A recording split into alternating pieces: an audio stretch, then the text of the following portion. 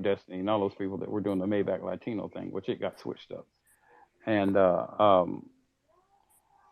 if you notice, his artists that were there,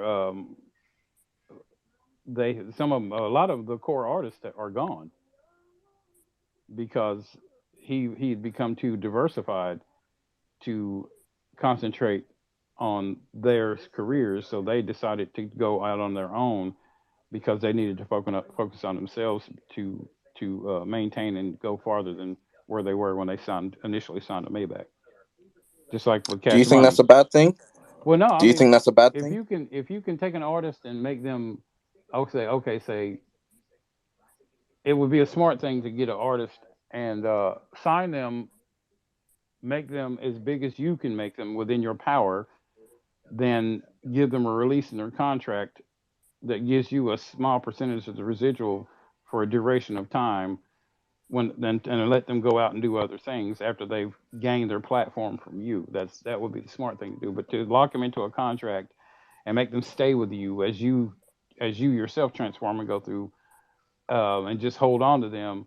Just like when I was at Grand Hustle, whenever I did the TI record, Grand Hustle. Okay, you had B.O.B. was there. Um, they had what's that young kid's name? He kicked off the label. Young L.A. Um, who else was over there? Mac Boney, that's my boy, and Big Country King, that's PSC guys. And then he had all of us in there as producers. I was in there as me, Black Mob group, which is me and Tone were in there, and KO and Nard B and Raz, who was now Beat Billionaire.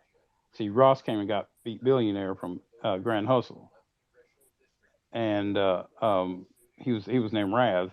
But see, what happened was is Tip, you guys know it's Ti. I call him Tip.